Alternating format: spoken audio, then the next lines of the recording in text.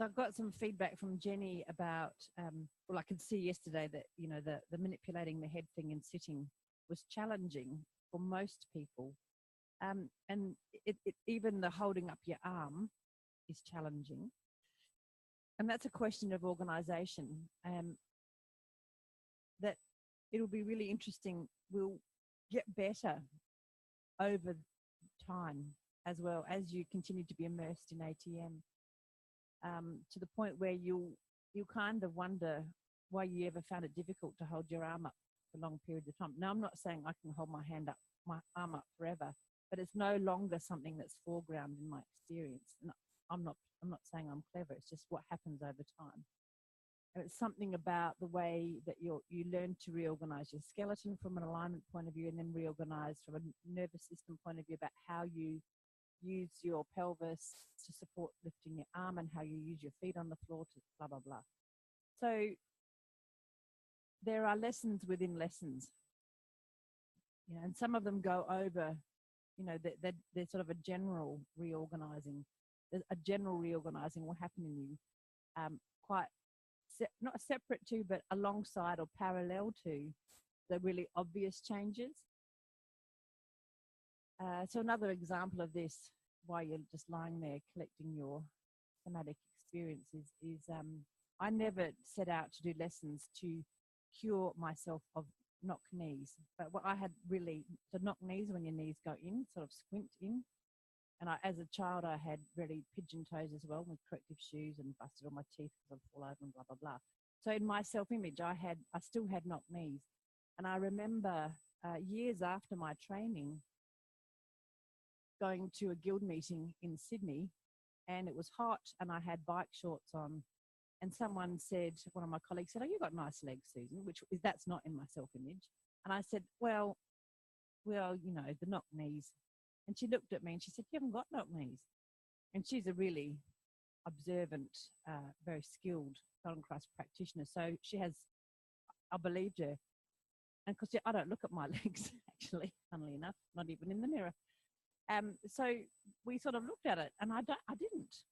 Now, you could say, well, what lessons did you do to cure your knock knees? And can you see that question's missed the point? I'd been working with and on myself and with other people, but by that stage, a good 8 years or so. And these things had slowly changed over time without any conscious kind of thinking about being fixed, right?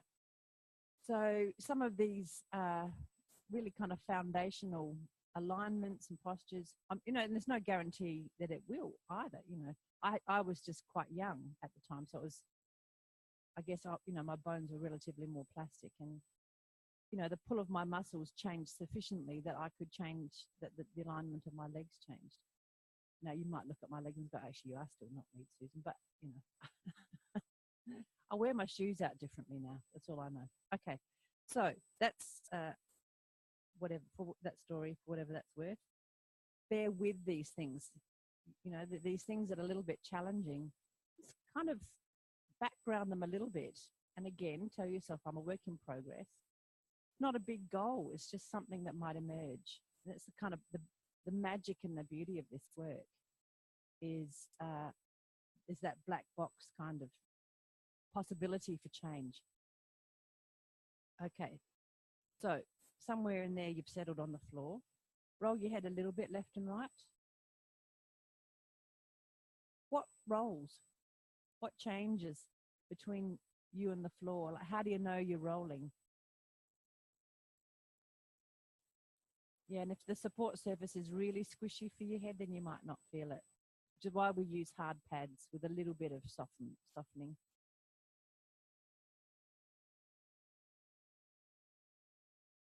Have you noticed ATMs are a very different thing if you do them on a squishy mattress? Well, so that's why we don't do them on a squishy mattress. The feedback is not consistent.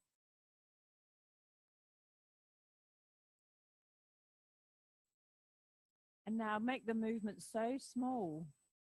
So let's say your head could do 360 degrees. Could you just do 1 degree left and right? So it's tiny, tiny, tiny. Or you could equate that to a clock. If your nose was going, pointing around the dial of a clock, going so the clock is horizontal in this instance. It would, maybe it's only going 1 minute past 12 each side, if 12 is straight ahead. Use some kind of reference like that, some kind of orientation, so that you go tiny.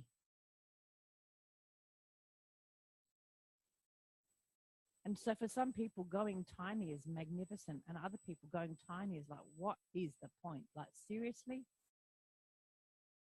It's so small, it's nothing. Good. Okay, roll up to sitting.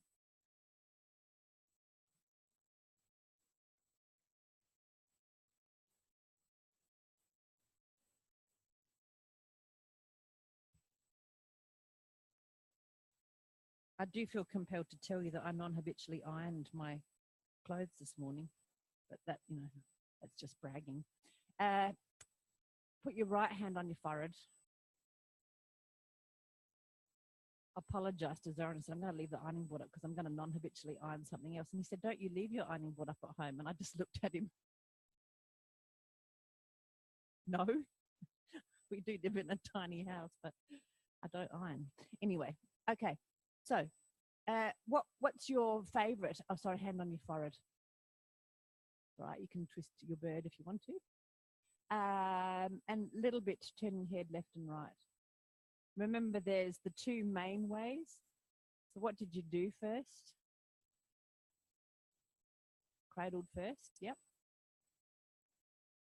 So chances are you probably did the one that felt easiest. But sometimes not. Some people are quite habitually challenging and they do the thing that they don't like first. You can't, people's habits are really interesting. Eyes open, eyes closed. And then your right hand behind your head. And feel that that is different. There's a different relationship between your elbow and your nose compared to when your hand is in the front. If your right shoulder is really tweaky, absolutely do it with your, yeah, that's fine. Just so long as you stay with, oh, no, today we're being bilateral. Today's a bi day. And get that sense of your nose and your elbow coming together and moving away, which is not what happens when the hand's in front. Feel that? The closing of the elbow and the nose, and then the opening out, they go away from each other when your hand is in the back. Is it kind of watching you is almost like, you're playing the violin and that your arm is kind of sweeping in and out a little bit. There's something violin-esque about that. Anyway, lie on your back.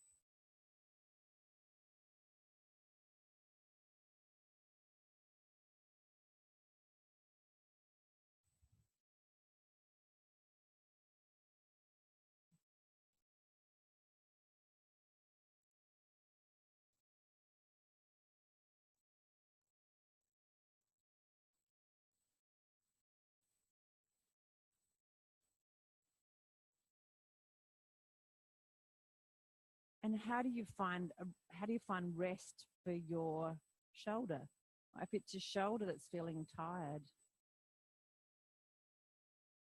and a little bit whingy about work, or is it somewhere else, it's the side of your neck? This seeking for rest, comfort. How quickly can you find that and pacify your shoulder or whatever's feeling tweaky? So this is the resilience part of the method. Now, we're putting all these words from a sort of 2016-17 perspective on the method. He didn't necessarily use words like resilience. He probably would have, because it's actually also a biomechanical term. Resilience is also a property of biological tissue, the ability to change shape and recover, as it were. So resilience is a property of materials as well as a property of a personality. Roll up to sitting again.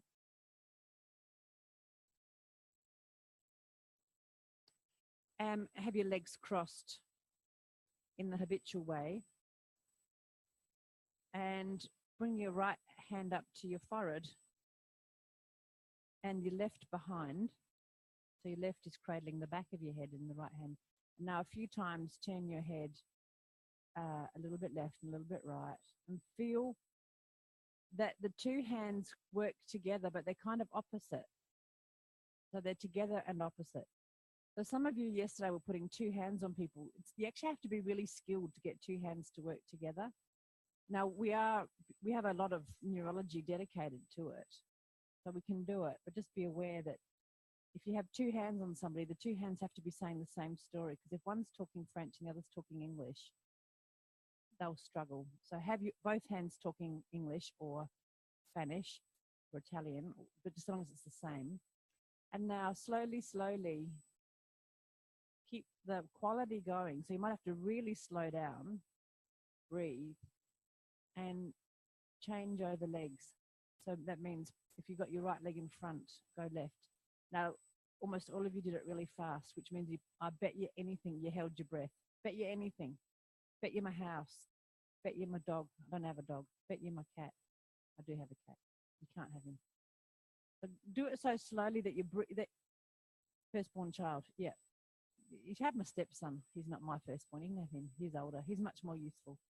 So do it so slowly that you can track the movement of your head and your elbows and your breathing and the legs all at the same time. So that's super slow.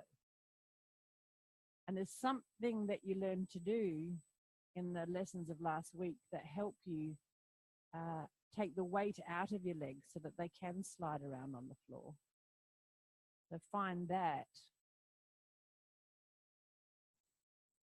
This beautiful layering of learning going on.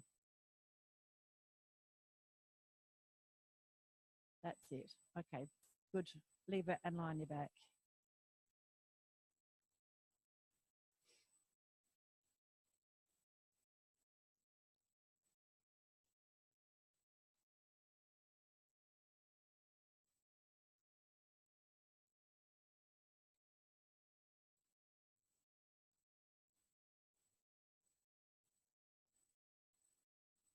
And what's the influence of that? So we did a couple of things in a way that is kind of going, kind of the reference movement, if you like. I mean, the head rolling is really. But having two arms might be different. Two arms up, sorry, might be different to having one arm up, because it increases the challenge. So you can't get away with sloppy organizing from down below the rest of your skeleton. So there might be this kind of seeming paradox, is that you double the work, so to speak, like two arms up, and maybe it was actually easier because you had to rise to the challenge more, something like that. They tell me I try my very hardest to not work with sporty people, but on occasion I succumb. And one of them was telling me once, a footballer, that they train on half-size ovals. So everything is so much faster. You know, they've got to think quicker and they've got to move faster and they've got to be more accurate because it's smaller, the oval smaller. And then when they go to a big oval, back to a normal size oval, it feels easier. So sometimes we do that, you know, we make things quite hard and then come back to something that was previously hard and it feels easier.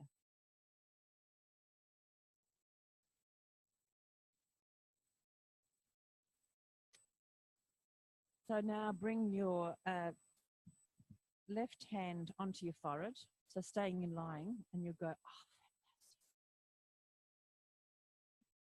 And find a way for it to land. Do it a few times. So this is something, you know, this is an FI kind of thing. You're giving yourself an FI in this lesson, and find a way that your hand can land to the two, you know, there's something very caring about it, but not in a sloppy kind of ministerial way, you know, as in a, you know, religious minister, I don't mean political minister. That your hand can find your forehead and your forehead can accept the touch of your hand. And it's neither, it's that Goldilocks kind of thing. Your hand is neither too heavy nor too light, which means that it's not, you haven't given the weight of your arm to your head to bear, but it's not so light that it feels indistinct. Play around with the just rightness of that. And roll your head a few times with your left hand, with the hand conforming. Now, almost all of you have chosen the hand conforming. So as you roll your head left and right, your wrist has to also conform. Now, tell you what, when you learn to do this with your neck muscles switched off, it is a gift, because many of us overwork. We brace and we hold and we do all sorts of funny things in our neck muscles. And to do this and simply get the feeling of our head being light and rolling effortlessly is a real gift. We do it a lot in FI as a little reference movement even. Okay, now do the other alternative, which is your hand, not change over hands, keep with your left hand so that everything else is the same. Have your hand flat, but not stiff flat like yucky flat, but flat, so it doesn't conform to the curve of your forehead. And now roll your head a little bit, and you'll feel, go so slowly, because you'll feel as you start to kind of push your head to the right, the first thing that moves is the skin on the skull. So that's how slowly and delicately you're going.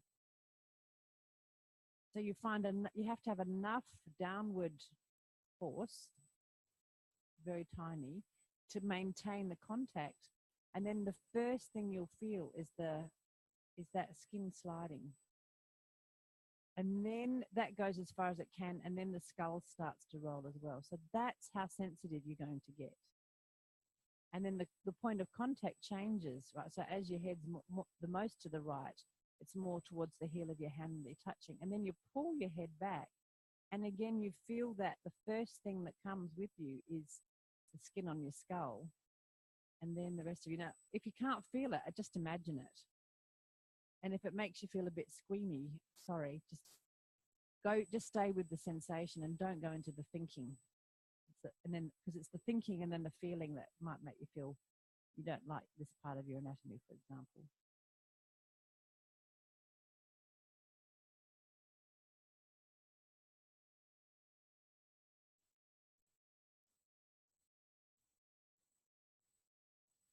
And you can make it little tiny and light, little tiny movements. So don't go big and fast, go small and fast. Beep, beep, beep, beep, beep, beep, beep, beep, beep, beep, beep, beep. And of course, if it's too small, it's more like you're just rolling the skin on the forehead, which is fine. But just you start to feel the pull when the bones start to move more. That's it. And go back to slow.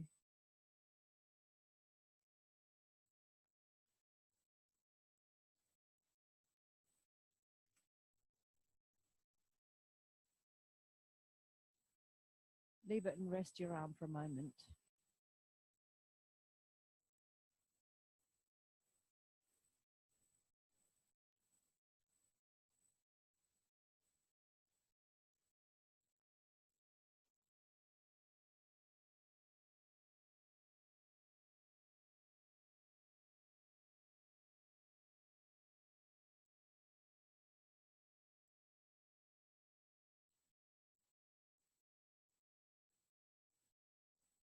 Bring your left hand up to your forehead again. And it's flat, but not rigidly flat. And lift your head a little bit and slide your right hand behind your head. That beautiful bowl of the head. That's the occiput. That's the word I used the other day that people maybe didn't hear. That curve of the back of the head. And there's a little generation of babies who don't have much of a curve because they were nursed on their back because everyone was paranoid about SIDS lying on front, and they laid on their back until, child workers realised we had to tell parents to give them tummy time. See, environments and positions change structure. influence structure. Anyway, so now you could do several things here. You could leave your right hand quite passive behind your head and roll your head with your left hand only, and your right arm is like the floor. It's just a receiving surface. Do that a few times so you're quite clear about that. And maybe having your right hand underneath your head is more informative than the floor. Maybe not. Maybe it just puts more noise into the system. Right hand's passive, and the left hand is doing the turning.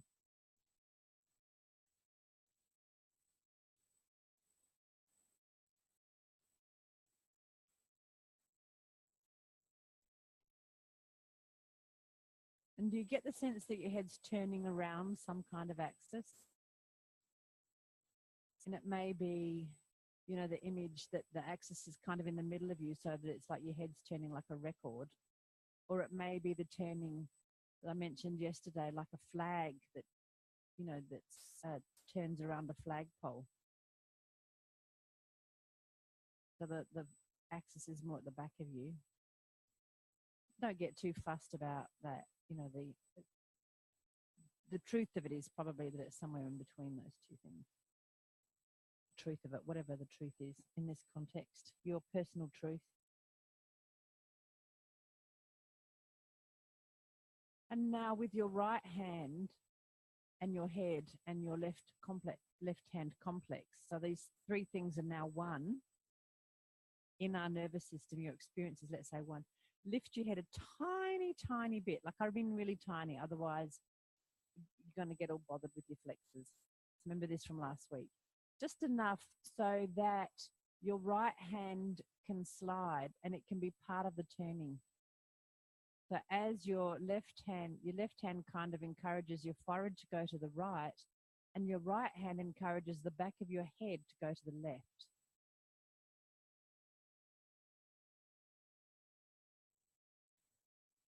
Which means the back of your right hand slides on the floor a little bit. That's why you have to lift, just enough so that friction isn't a bother.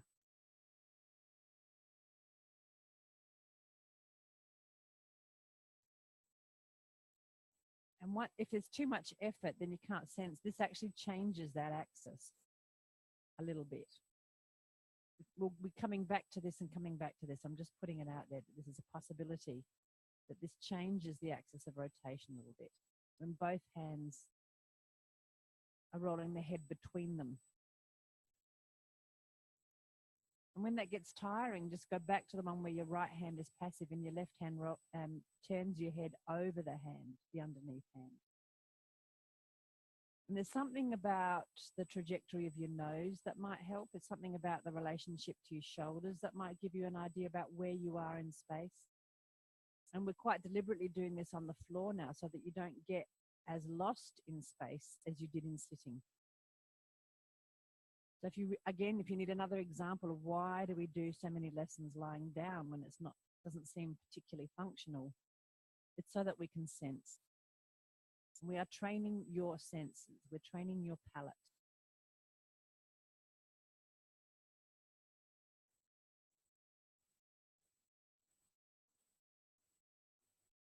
Good. Leave it rest.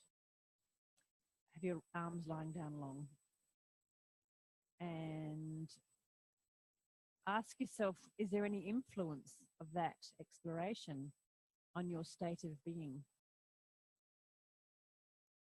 What do you sense now that's different? Are your thoughts different?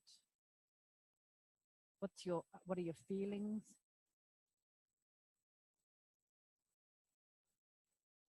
After that action, after that doing, in the context of lying and being with yourself.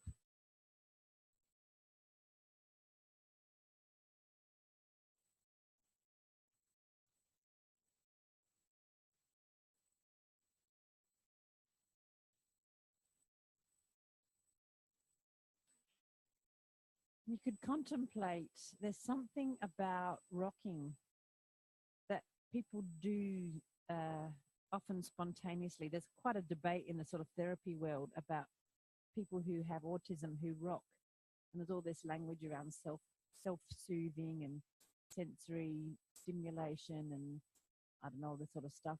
Uh, it's a relatively common thing, you know. Sometimes I find myself rocking, you know, just rocking. There's just something about rhythmic movement. It's not particularly mindful actually, but there's something. It has a more of a pervasive effect. So maybe you're feeling that. For some people, it's intensely irritating having their head turned. So again, what is your experience? And then take that experience from the context of the floor and slowly come up to sitting. And once or twice, go through that little baseline experience, which is you're going to swap your hands, right hand's in front, left hand's behind in sitting. And slowly, gently begin the turning and increase the inclusiveness of your attention. So what's happening throughout the whole of you, because you could feel the whole of you more easily on the floor. And that idea of the elbows moving through space and that the turning is predominantly in the neck and the shoulders, and there's not so much. Your pelvis is, of course, it's connected. The head bone is connected to the bum bone. You'll know that it's the anatomical song. And then slowly, gently find a way to change over your legs so that there is no interruption to your breathing and no interruption to the quality of the turning. No pausing, no holding, no bracing.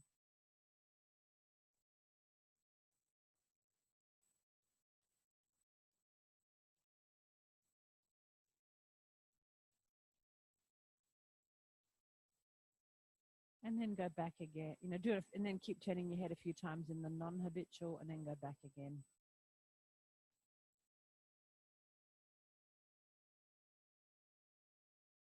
Leave it and let your arms rest. Just sit for a moment, sit with yourself.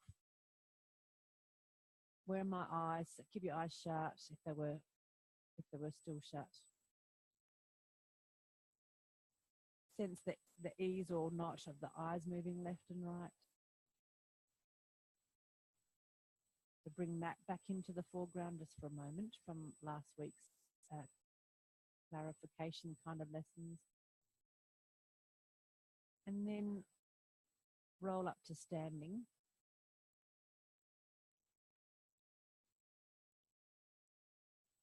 Have a little walk. And again, that process of you've been very internal. How do you gently leave that internal space and start inhabiting the external world, which means the environment and the people in it? So as you're ready, your eyes will go from the environment, now seeking out faces and looking at people and how they turn their head to look at you, so that you're broadening your attention to not only be inclusive of your whole self, start to be inclusive of others and their rotational qualities, let's say. And see how important head turning is to socially engage. We're in a moving world. And if you had no rotation in your neck, so go ahead, walk, have no rotation in your neck, and try and engage with somebody. And you look shifty as. You look really furtive. You look like ASIO.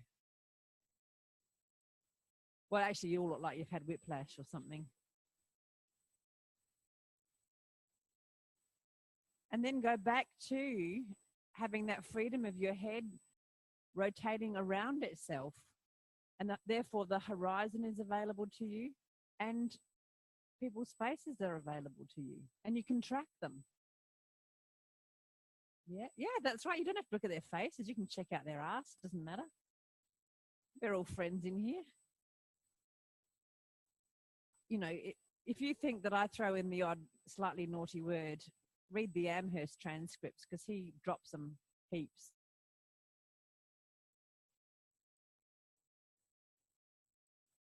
Rather thrillingly, he even drops the C word, which I can't do. I just cannot.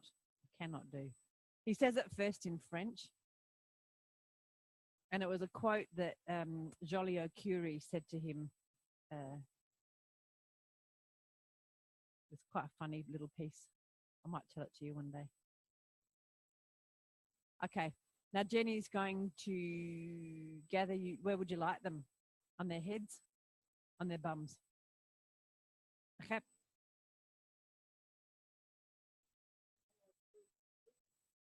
Oh, I love it.